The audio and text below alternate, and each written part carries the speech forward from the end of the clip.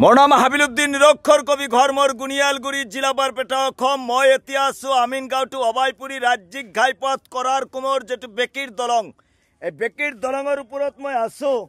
আমি অসম চৰকাৰ তথা প্ৰশাসনক ৰিকুৱেষ্ট কৰিব বিচাৰিছোঁ যে এতিয়ালৈকে এম্বুলেন্স গাড়ীটিও মুক্তি কৰি দিয়া হোৱা নাই। তাৰ লগে লগে নাওদি পাৰ কৰি আছে নাৱৰীয়াসকলে। এই নাৱৰীয়াসকলক এটা প্ৰশাসনৰ পৰা এটা দায়িত্ব দিয়া হৈছে, 7টাৰ পিছত তেখেতসকলক পাৰাপাৰ কৰা বন্ধ কৰি দিছে।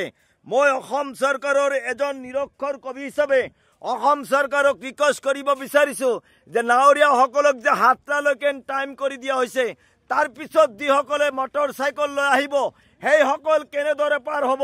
মোৰ প্ৰশ্নৰ এনচাৰ লাগিব যে অসম চৰকাৰে এইবিলাক প্ৰশ্নৰ এনচাৰ দিব লাগে যে বৰপেটাৰ পৰা এইটো আমিনগাঁও টু অবাইপুৰী ৰাজ্যিক ঘাইপথ হেজাৰ হেজাৰ লাখ লাখ মানুহ এইটো ৰাস্তা দি চলাফেৰা কৰে, অথচ 7টালৈকে যদি নৌকাটো চলিবলৈ দিয়ে তেনেহ'লে তাৰ পিছৰ মানুহবিলাক কি কৰিব? অসমৰ এজন নিৰক্ষৰ কবি হিচাপে মই প্ৰশ্ন কৰিছোঁ। তাৰ লগে লগে মই প্ৰশ্ন কৰিব বিচাৰিছোঁ যে ইঞ্জিনিয়াৰে কাম কৰিছিলে, যে ইঞ্জিনিয়াৰৰ কামৰ ভুলৰ বাবে আজি দলঙৰ খুঁটি দাবি গ'ল, সেই ইঞ্জিনিয়াৰক এতিয়ালৈকে কিয় আইনৰ আওতায় অনা নহ'ল? আৰু যে ইঞ্জিনিয়াৰ যে ঠিকাদাৰে এই কামটো কৰিছিলে সেই ঠিকাদাৰক এতিয়ালৈকে কিয় আইনৰ আওতায় অনা নহ'ল? আৰু সেই সময়তে যিজন প্ৰতিনিধি আছিলে, জনপ্ৰতিনিধি আছিলে, সেই জনপ্ৰতিনিধিক এতিয়ালৈকে কিয় আইনৰ আওতায় অনা নহ'ল? মই অসমৰ এজন নিৰক্ষৰ কবি হিচাপে আমি চৰকাৰক উত্থাপন কৰিব বিচাৰিছোঁ যে এই কথাষাৰ গুৰুত্ব দি তেখেতসকলক আইনৰ আওতায় আনিব লাগে।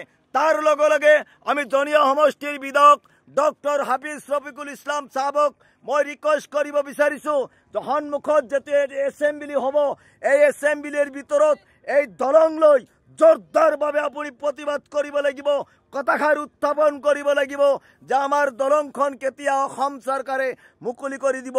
মই জনামতে এই দলং যেটো পৰ্যায় হৈ গৈছে, এই ঠিকাদাৰ আৰু ইঞ্জিনিয়াৰৰ হেমাহিৰ বাবে আজি লাখ লাখ মানুহ আজি কষ্টত ভুগিব লগা হৈছে।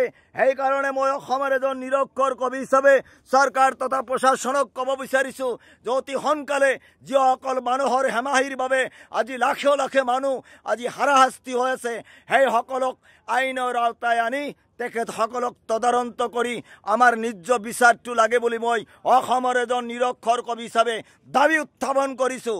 কাৰণ মই দেখিবলৈ পাইছোঁ যে 10 বছৰ হৈছে ব্ৰিটিছত যেতিয়া কাম কৰিছিলে, 100 বছৰ 200 বছৰ এটা দলং একো হোৱা নাই, অথচ অসম চৰকাৰে কৰি দিয়া এটা দলং 10 বছৰ যাব পৰা নাই। তাৰে মাজত আৰু 4 বছৰ কিন্তু এই দলঙৰ ওপৰেদি ডাঙৰ গাড়ী যাবলৈ দিয়া নাই। তথাপি কিয় এই দলঙৰ খুঁটি দাবি গ'ল? মই অসমৰ এজন নিৰক্ষৰ কবি হিচাপে মই প্ৰশ্ন উত্থাপন কৰিছোঁ। আৰু যিসকল ইঞ্জিনিয়াৰ ঠিকাদাৰ, যিসকল অফিচাৰে হেমাহিৰ বাবে আজি বৰপেটা ডিষ্ট্ৰিক্টৰ আমিনগাঁও টু অবাইপুৰী ৰাজ্যিক ঘাইপথ আজি বিকল্প হৈ গৈছে, সেইসকলক আইনৰ আওতায় আনি তদন্ত কৰিব লাগে বুলি দাবী উত্থাপন কৰি মই ইয়াতে সামৰি মাৰিছোঁ। ধন্যবাদ, থেংক ইউ, শুক্ৰিয়া।